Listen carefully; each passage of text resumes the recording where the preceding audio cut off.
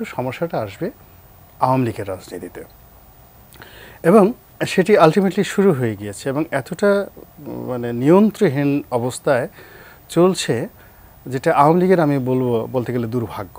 এর কারণ হলো আওয়ামী লীগ সবসময় একজন ভালো সাধারণ সম্পাদক পেয়েছেন যারা জীবন মরণ একেবারে শেষ মুহূর্ত পর্যন্ত দলের জন্য একেবারে ডেডিকেশন ছিলেন। যেমন জলিল ভাইয়ের কথাই ধরেন, তিনি অসুস্থ ছিলেন, আপাদমস্তক অসুস্থ ছিলেন, কিন্তু নেত্রীর কথা মতো টেকনাফ থেকে তেঁতুলিয়া পর্যন্ত পাগলের মতো তিনি শুধু ছুটে বেরিয়েছেন।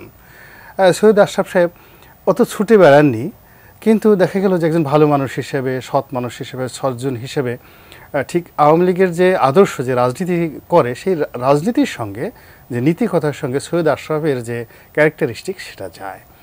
কিন্তু সে তুলনায় এখন যিনি আছেন জনাব ওবায়দুল কাদের সাহেব, সো তাকে যদি আপনি মার্ক দিতে চান, নম্বর দিতে চান, এই গরমের মধ্যে তিনি কোন স্যুট পরলেন, টাই পরলেন, কোটি পরলেন কোনটা, বা কোন ব্র্যান্ডের তিনি মুজিব কোট পরলেন, এটা নিয়ে আপনি তাকে নম্বর দিতে পারবেন। কিন্তু ঢাকার একদম কাছাকাছি সাভারে যে 10-12টা আওয়ামী লীগের গ্রুপ উপগ্রুপ হয়ে আছে এবং কেউ কারো কথা শুনছে না, পার্শ্ববর্তী গাজীপুরে যে মারামারি হচ্ছে, টঙ্গীতে কোনো যে সংগঠন নেই, উত্তরার অবস্থা খুব খারাপ, আপনি যদি এখানে চলে যান হায়দ্রাবাদের অবস্থা জঘন্য, একেবারে জঘন্য। এবং আওয়ামী লীগের প্রতিষ্ঠা হওয়ার পরে কখনো ঢাকা শহরের বিভিন্ন সিটগুলোতে আওয়ামী লীগের যে অন্তর্কলহ, দ্বন্দ্ব, বিবাদ, এটা কখনো এখনকার মতো পর্যায়ে ছিল না। আপনি যদি এরপর যদি একটু এগিয়ে নারায়ণগঞ্জে যান, খুবই বিশ্রী অবস্থা সেখানকার সাংগঠনিক যে ভিত্তি।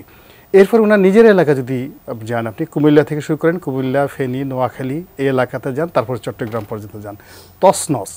এখন ক্ষমতা আছে যার জন্য অনেক কিছু বলা যাচ্ছে না, কিন্তু এই যে একজন সাধারণ সম্পাদক, তিনি চমৎকার একজন স্টাইলিশ মানুষ, সকালে রোলেক্স ঘড়ি পরছেন, বিকেলবেলা প্যাটেক ফিলিপ পরছেন, এরপরে তার শরীরের দিকে তাকালে বোঝা যাচ্ছে যে বাজারে বিরনির কোন মডেলের শার্ট এসছে, তারপরে তার কোটের দিকে তাকালে বোঝা যাচ্ছে যে ক্যানালি এবং ডানহিল কী ধরনের স্টাইল বাংলাদেশে প্রকাশ করছে। ইস্টকে তাকে দেখে একজন স্টাইলিশ পুরুষ হিসেবে যে কোনো লোক শ্রদ্ধা করতে পারে, চমৎকার করে কথাবার্তা বলেন। কিন্তু আওয়ামী লীগের সর্বনাশ ঘটানোর জন্য এই মানুষের যে সাংগঠনিক ক্ষমতাটা ওনার যতটুকু ছিল, এটাকে উনি এমনভাবে রিজার্ভ করে রেখেছেন একেবারে কৃপণের মতো।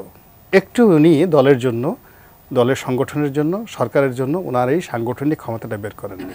উনি ওনার মন্ত্রণালয়, বড়দের আওয়ামী লীগ অফিস, এবং ওনার কতগুলো স্বাভাবিক কথাবার্তা আছে সেগুলো বলেন। ফলে কি হচ্ছে, পুরো এই যে নির্বাচন, আমি একটু আপনার সাথে একটু যদি দ্বিমত করি, সেটা যে একটা সময় কিন্তু মানে এই সড়ক পরিবহন মন্ত্র শুরুর দিকে উনি কিন্তু সারা বাংলাদেশে মন্ত্রী হিসেবে সারপ্রাইজ ভিজিট দিয়ে রীতিমতো স্টার হয়ে গিয়েছিলেন।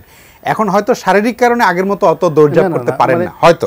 মানে সবচেয়ে বড় হলো ওই সময়টাতে আমি ওই সংসদীয় কমিটিতে ছিলাম, তো যার জন্য আসলে he did nothing, he work just like a Fatakeshto. অনেক আছে না মিডিয়াকে মানে জাস্ট মাতোয়ারা করার জন্য, কিন্তু এই যে ফান্ডামেন্টাল যে কাজগুলো, যোগাযোগ মন্ত্রণালয়ের যে কাজগুলো, পদ্মা সেতু, এই মেট্রো রেল, প্রত্যেকটা জিনিস আমাদের যে সৈয়দ আবুল হোসেন সাহেব কিন্তু করে গেছেন। ফাইন্যান্স করা থেকে শুরু করে প্ল্যান, পরিকল্পনা, বাস্তবায়ন, এভরিথিং 99% কাজগুলো সৈয়দ আবুল হোসেন সাহেব করে গেছেন। এবং মাননীয় প্রধানমন্ত্রী নিজে বিরক্ত, আমি নিজে শুনেছি, আমার নিজের মুখে উনি বলছেন যে ও তো খালি ছুটাছুটি করে, লাফালাফি করে ফাটাকেস্টের মতো, সব কাজ তো আবুল হোসেন সাহেব করে গেছে। This is the reality. মানে মিডিয়া যা দেখে, আমরা তো ভিতরের খবর তখন জানতাম। আর এখন যেটা আসছে, যেটা আপনি যেমন বাইরে থেকে দেখেন, আমিও বাইরে থেকে দেখি, আওয়ামী লীগের সৌন্দর্যটা কি, the beauty of Awami League, যে এটার একটা সুন্দর সংগঠন আছে। জয় বাংলা বললে মানুষ সব ভুলে যায়, নৌকা দেখলে মানুষের মাথা খারাপ হয়ে যায়। এখন কি করছে, প্রতিপক্ষকে অপদস্থ করার জন্য নৌকার প্রতীক ভেঙে ফেলছে, বঙ্গবন্ধুর ছবি ভাঙচুর করছে, একে অপরকে ফাঁসানোর জন্য। এই যে দায় দায়িত্ব, এই দায় দায়িত্ব আইদার প্রধানমন্ত্রীকে নিতে হবে অথবা জনাব ওবায়দুল কাদেরকে নিতে হবে, তারাই তো দুজন গুরুত্বপূর্ণ ব্যক্তি।